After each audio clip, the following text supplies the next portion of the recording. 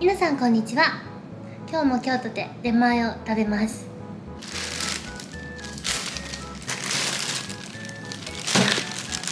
はい、すごい量なんですけど、これは韓国料理ですね。タイに住んでるのにベトナム料理だ韓国料理だ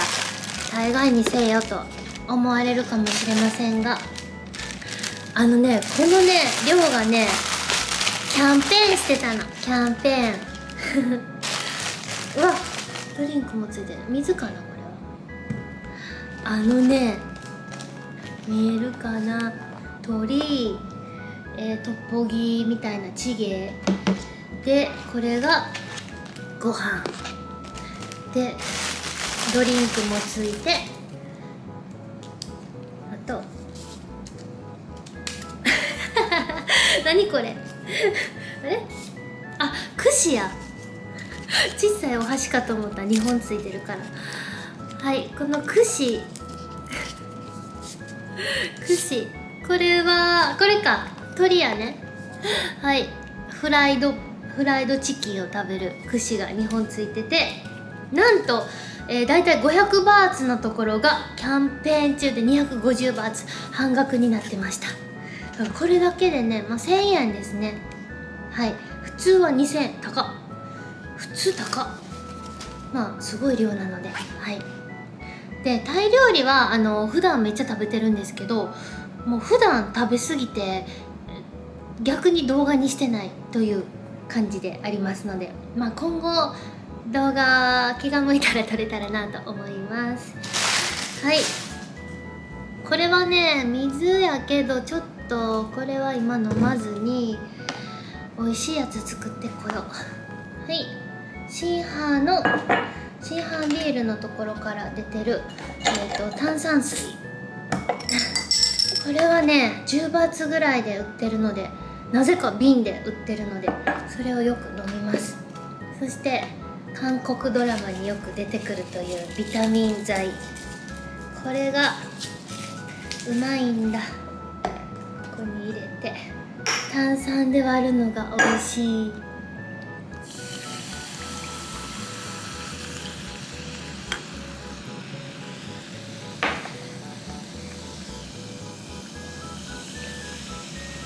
炭酸プラスこのビタミン剤入れるだけでもこのタブレットからシュワシュワっと出るので完全に炭酸になるので、炭酸&炭酸です。では、いただきます。よいしょ。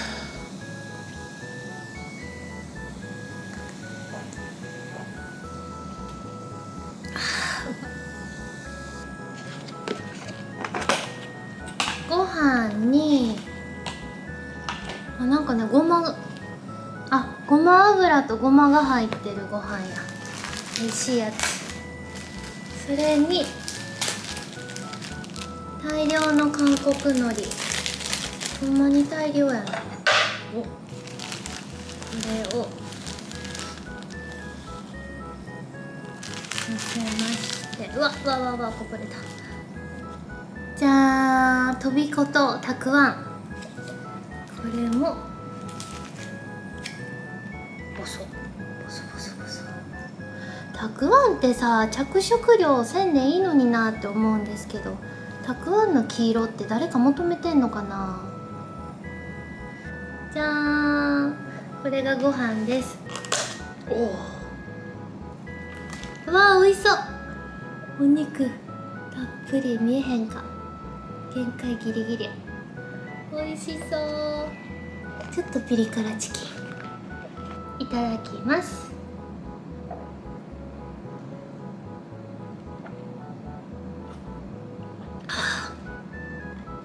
チュンゲオ乾杯という意味だそうです。よし、いただきます。うわっ、下がった。あかんな、この台。重みでもあかんわ。こうなると台に乗せてる意味があるのかないのか。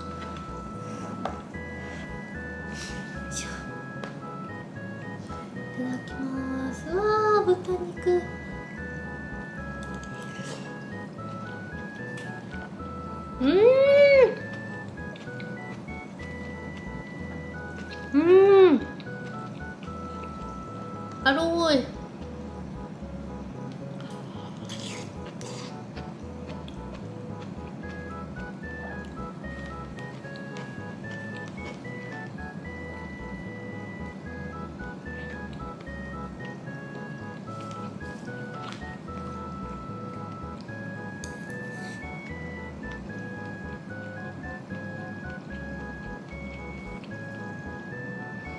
うますぎる。ご飯にさ、ごまとごま油、ご飯美味しい。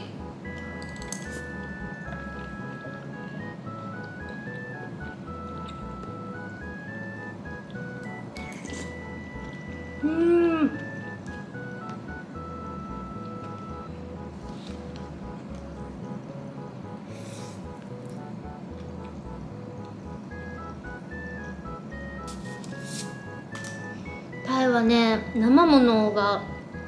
こう日本よりも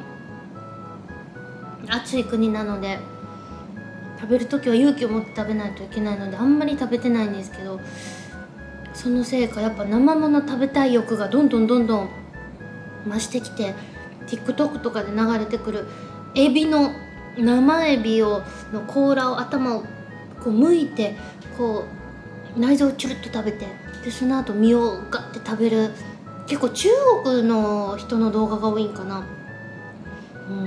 ていう動画ばっかり見てたら、私の TikTok はエビしか出てこなくなっちゃった。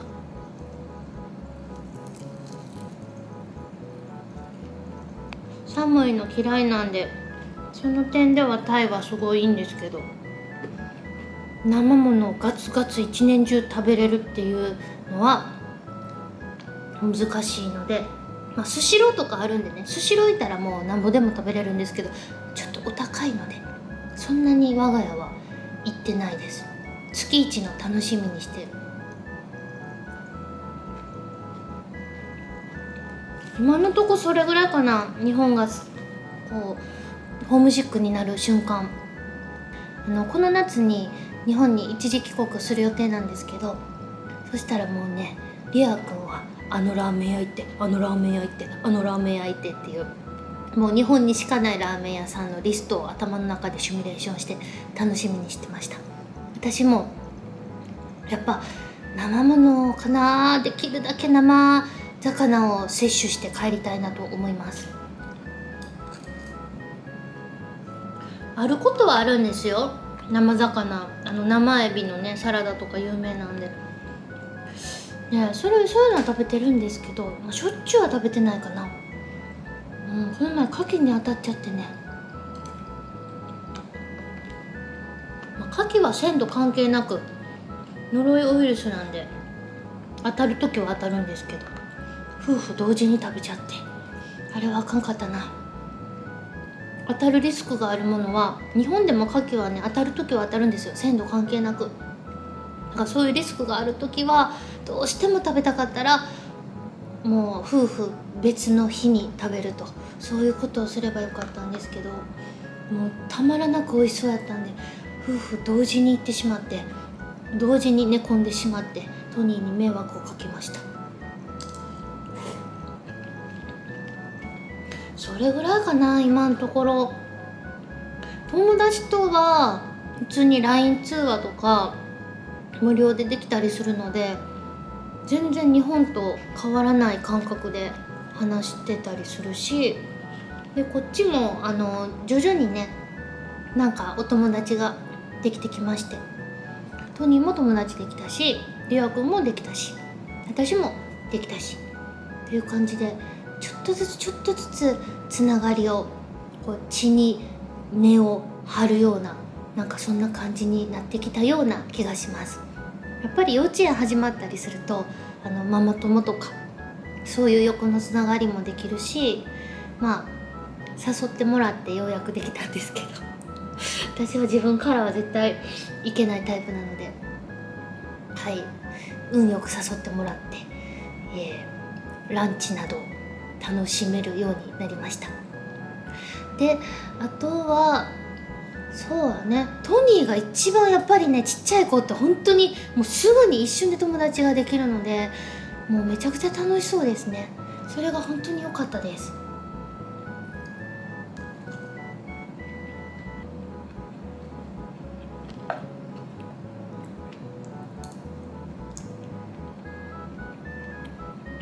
でトニーの幼稚園で言うとですね、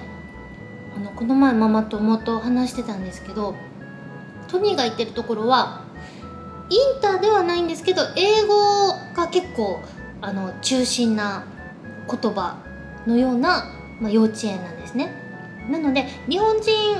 幼稚園という感じでもないんですよ。でそれはどう違うかというと、トイトレがもう結構日本人幼稚園って結構力入れて先生たちがやってくれたりすると思うんですけど、もうね自由というかどうせできるようになるしみたいな感じで、結構そこは力を入れずに、多分みんなでトイレに行く時間っていうのはあるとは思うんですけど、なんでおむつにしちゃったのとか、なんかそういう責めるわけでもなく、私もリア君もめっちゃ緩くトイトレしてるんですよ。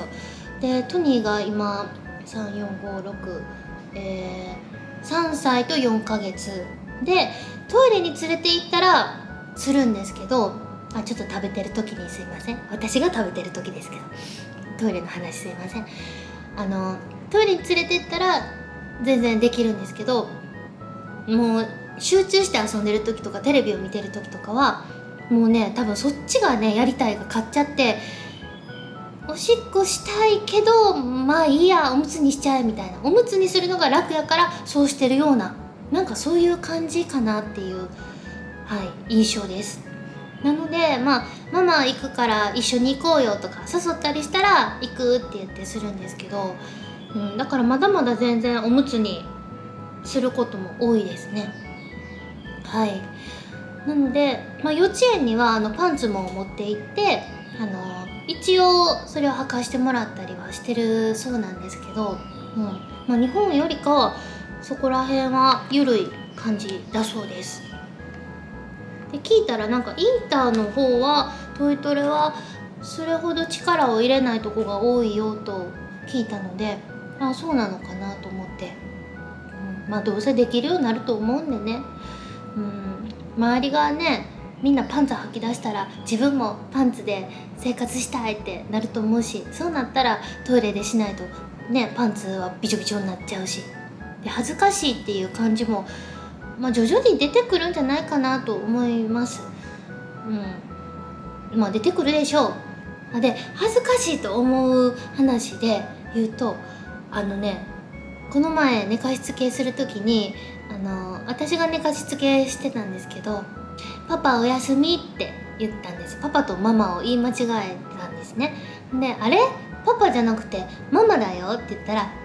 間違えたって言ってちょっと照れたんです。でもしかして幼稚園で先生のことママって間違えて言ったことあるって聞いたら、あるおってめっちゃ恥ずかしそうに下を向いてあるおって言って、そうなんやってニヤニヤしながら私が聞いたら、先生その時さなんて言ったって言ったら、Who are you? って言ったおって言いましたあなたは誰ですか先生は英語なんですよ。なのでなんか面白いですね。ママと先生を間違えたらあなたは誰って返されるっていうのがすごく面白くて笑ってしまいました。あとはねやっぱりその前から分かってたことですけど、交通事情がすごい大変だなっていうのはあります。夕方ぐらいになると基本もう身動き取れないぐらい渋滞が激しかったり、あと青信号でも突っ込んできたりとかも全然あるので、そこは本当にトニーには車とかバイクが来たらどうするのって言ったら、壁にピタっていうので壁にピタッとね寄っていくっていう風に覚えさせてますけど、まだまだねこの周りを見渡せないので注意が足りないので、もう目を離せないですね。ベビーカー乗ってくれたらめっちゃ楽なんですけど、これが乗らないし、あともうね体重的にギッギリなんですよ。でも結構タイでは大きめの子がねベビーカーに乗ってねスマホこうやって見ながら乗ってるっていう光景もよく目にするので、親としてはやっぱり交通事故の心配がね少なくなるからベビーカーで移動するのがやっぱ楽なんかなと思います。ただ道がね結構ボコボコなのでベビーカーにはちょっと技術がいりますね。だいぶ慣れたけど、あと電気代が異様に高いのでそこが本当に困っております。タイの電気代は日本で暮らしてた時の私は3倍ぐらい今のところかかっちゃってて、別にエアコンつけっぱなしで出かけたりとかそういうことは一切してないんですけど結構高いです。うちの家は私もリア君も結構家にいるので常についてるっちゃついてるんですけど、でもそれにしてももう家賃ぐらいの高さになってたりするので、先月と今月がめちゃくちゃ暑かったので余計なんですけども、さすがに高すぎるということでアパートのオーナーさんに相談して、うちはすごい古いエアコンがついてるのでダイヤル式のやつがちょっと省エネもクソもないようなそういうエアコンだったので変えてくれませんかっていうのを相談しました。そしたらすぐね調査を行ってくれて、どのエアコンつけてる時が一番メーターが早く回ってるかとか今ちょっとね調査をしてくれています。ちょっとねこのままやとだいぶ生活を圧迫するんですけど、もうやっぱりつけないと暑すぎて無理っていう日が多いので、最近はね雨季に入って結構1日に1回はザーッと雨が降って涼しくなったりするので、だいぶね扇風機で大丈夫だったりもするんですけど、やっぱ寝る時はねつけへんと今のところまだ暑さにも慣れてないので、これが1年2年5年10年ってなってきたら体もねもう本当にタイ人の人と同じぐらい暑さに強くなるのかなと思うんですけど、でもタイ人の人に聞いたら全然暑いですよって言ってましたもうガンガンエアコンつけてますって言ってたので、めっちゃ慣れるってわけではないんかなと思います。はい、それぐらいかな今困っていることっていうか、治安はね今のところ、住んでるところがずば抜けて治安がいいそうなのでそれで困ったことはないですし、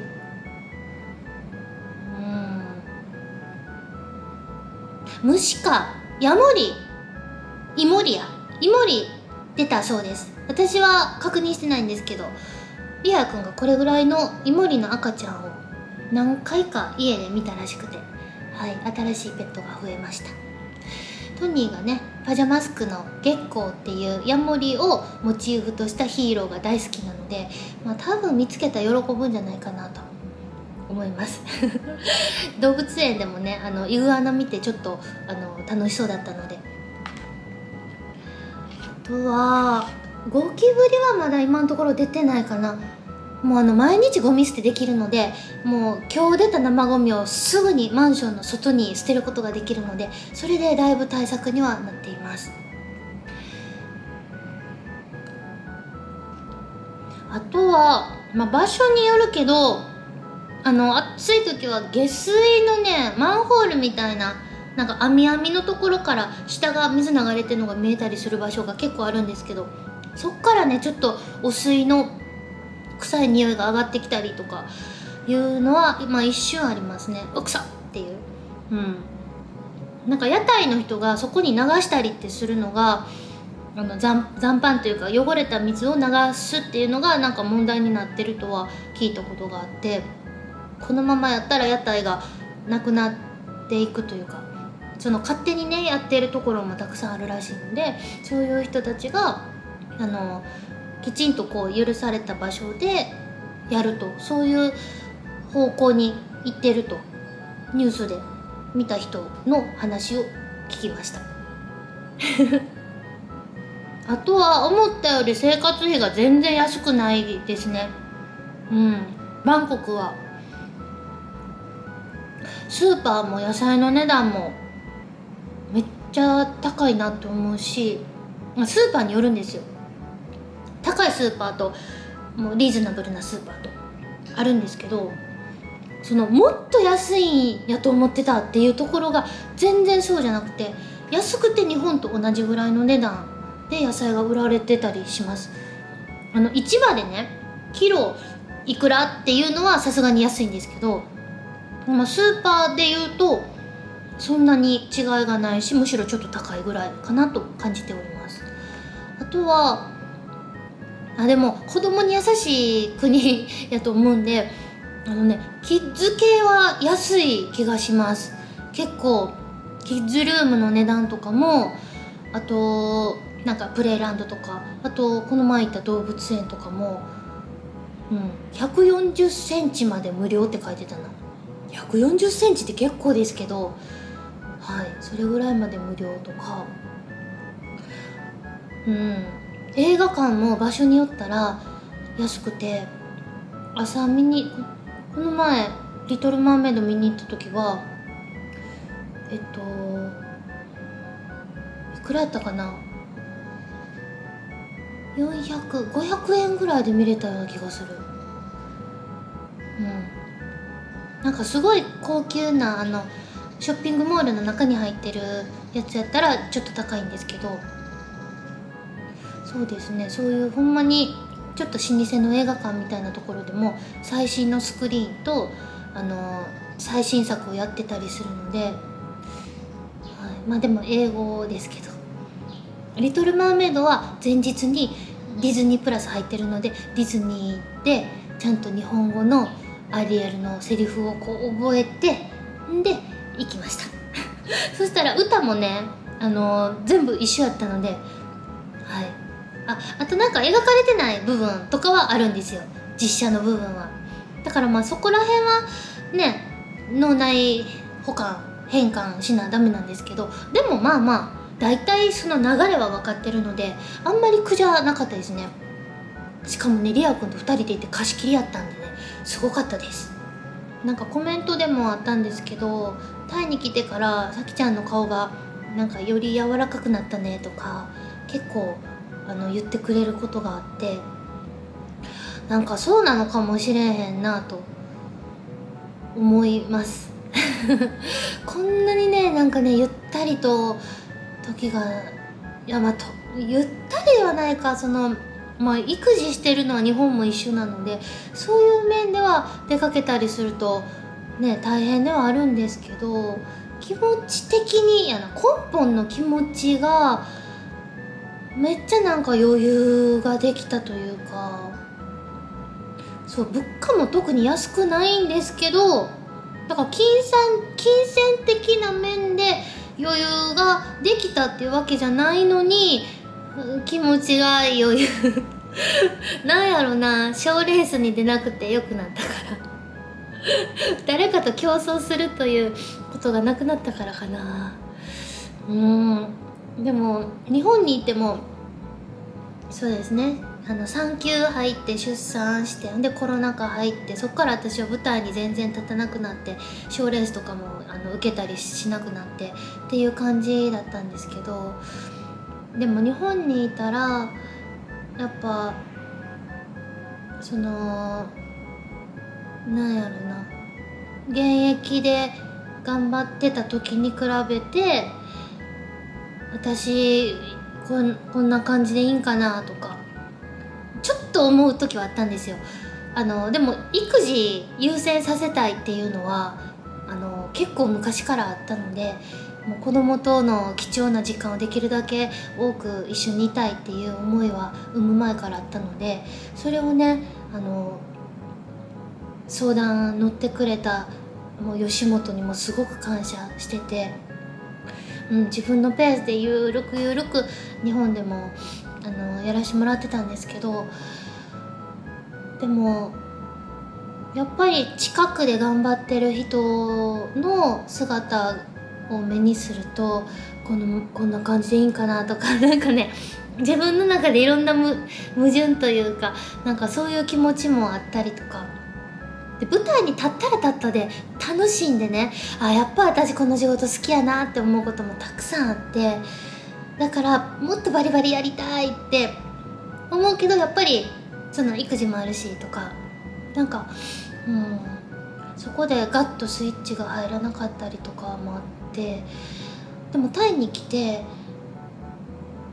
なんやろ、仕事は少ないんですけど、タイでする仕事ってもう全部が新鮮で、